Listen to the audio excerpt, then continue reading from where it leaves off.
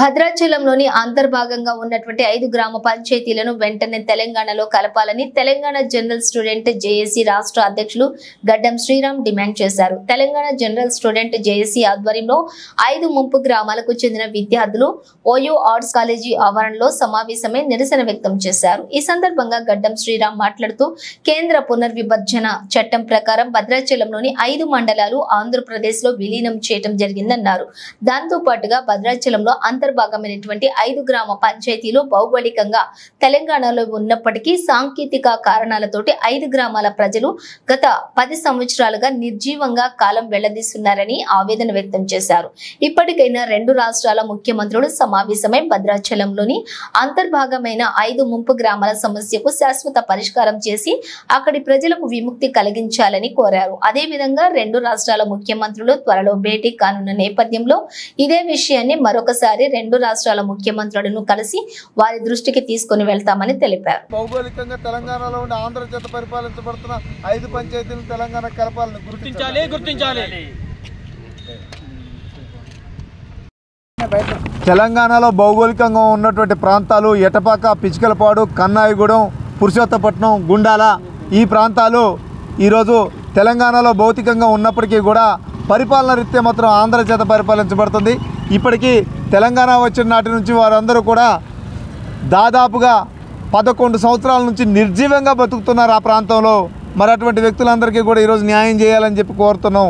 ఎందుకనంటే ఇప్పుడు భౌగోళికంగా తెలంగాణలో నుంచి వాళ్ళు తెలంగాణను దాటుకొని ఆంధ్రాకి వెళ్ళాలి. అలాంటి పరిస్థితుల్లో తప్ప వాళ్ళు ఆంధ్రాని చేరుకోలేరు. అలాగే భద్రాచలం వాసులు కానీ తెలంగాణ వాళ్ళు అక్కడ తూర్పుకి వెళ్ళాలన్నా లేదా ఉష్ణగుండాలు ముఖ్యంగా అటు చూసుకుంటే పర్ణశాల వెళ్ళాలనుకున్నా కూడా ఈ 5 పంచాయతీలను దాటి వెళ్ళాల్సిన పరిస్థితి ఉంది. ఇది కేవలం ఒక సాంకేతిక సమస్య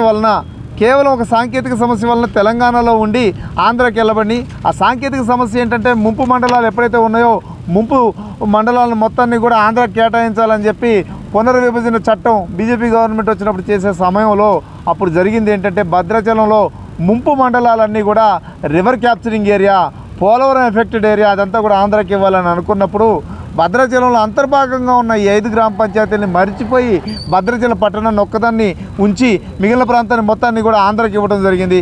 ఆ విధంగా చేయటం వల్ల ఈరోజు ఆంధ్ర ప్రాంతానికి ఆ 5 పంచాయతీలు అదనంగా వెళ్ళిపోయినాయి తప్ప వాళ్ళకి ఎటువంటి ఉపయోగం లేని ప్రదేశాలు అవి. అలాగే ఈ 5 పంచాయతీల ప్రజలకు కూడా ఆంధ్రాని చేరుకోలేని పరిస్థితి ఉంది. అలాగే తెలంగాణ నుంచి తెలంగాణలోకి వెళ్ళాలంటే 5 పంచాయతీలు ఆంధ్రాని దాటుకొని వెళ్ళాలా. ఒకవేళ ఆంధ్రలో ఉన్న ఈ 5 పంచాయతీలు పరిపాలనలో ఆంధ్రలో ఉన్న ఈ 5 పంచాయతీలు తెలంగాణను దాటుకొని ఆంధ్రాకి వెళ్ళాలి. ఇలాంటి పరిస్థితి ఉంది.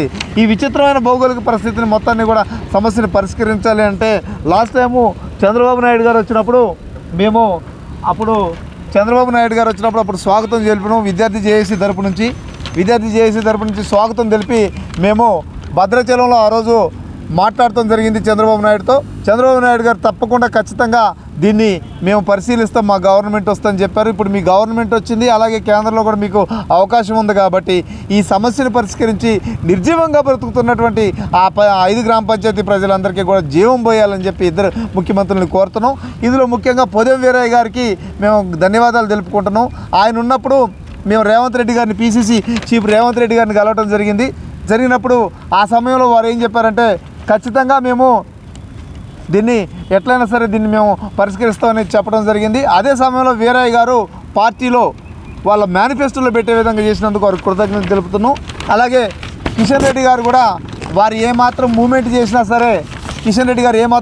చేసినా మేము చట్టం చేసేందుకు మాకు సిద్ధమేనయ్యా, మాకే ఇబ్బంది లేదని అప్పుడున్న కేంద్ర మంత్రి గారు కూడా తెలియజేయడం జరిగింది. కాబట్టి 2 రాష్ట్ర ముఖ్యమంత్రులు కూడా దీనిపైన దయచేసి గుర్తుపెట్టుకొని ఈ 5 పంచాయతీలను తెలంగాణకు కలిపి మీరు అక్కడ నిర్జీవంగా బతుకుతున్న ప్రజల జీవితాల్లో జీవాన్ని నింపాలని చెప్పి 2 ముఖ్యమంత్రులకి కోరుతూ విజ్ఞప్తి చేస్తూ, అలాగే 5 పంచాయతీ ప్రజల్ని రేపు జరగబోయేటటువంటి సమావేశంలో ఇరు రాష్ట్రాల ముఖ్యమంత్రులు కలుస్తున్నారు కాబట్టి ఈ 2 రాష్ట్రాల ముఖ్యమంత్రులకి మా జేఏసీ తరపు నుంచి మేము అక్కడ ఉన్నటువంటి పంచాయతీలో ఉన్నటువంటి అక్కడ ముఖ్యంగా పనిచేస్తున్నటువంటి వ్యక్తి చలగుల నాగేశ్వరరావు గారు, అలాగే భాస్కర్ గారు, అలాగే అక్కడ ఉన్న సవీను వీళ్ళందరికీ మేము అక్కడ ఉన్నటువంటి 5 పంచాయతీల వాళ్ళకి విజ్ఞప్తి చేస్తున్నాం. ఖచ్చితంగా పిలుపునిస్తున్నాము. ఈ సందర్భంగా మీరందరూ కూడా సాధ్యమైనంత మంది ఇక్కడికి బయలుదేరి రావాలా, మన విజ్ఞప్తిని వారికి ఇద్దరు రాష్ట్రాల ముఖ్యమంత్రులకి ఇద్దాము. మీరందరూ కూడా ఓఏసీ తరపు నుంచి, ఓయూ జేఏసీ తరపు నుంచి నేను విజ్ఞప్తి చేస్తున్నా, అందరూ తక్షణమే రేపు జరిగేటటువంటి ఇరు రాష్ట్ర ముఖ్యమంత్రి సమావేశానికి మనం అందరం కూడా అక్కడ హాజరవుదాము అని మేము పిలుపునిస్తున్నాము. మిగతా వారు ఎవరైనా రాలేని వాళ్ళు ఉంటే అక్కడ మండల ఆఫీసులో కూడా వాళ్ళ దరఖాస్తులు ఇవ్వాలని, మొత్తం ఓఏసీ జేఏసీ తరపు నుంచి మేము ఇప్పుడు ఈ సమస్య పరిష్కారానికి ఇరు రాష్ట్ర ముఖ్యమంత్రిని కలవడానికి 5 పంచాయతీల వాళ్ళని ఇక్కడికి రమ్మని పిలుపునిస్తూ ఈ అవకాశం ఇచ్చిన మీ అందరికీ కృతజ్ఞతలు.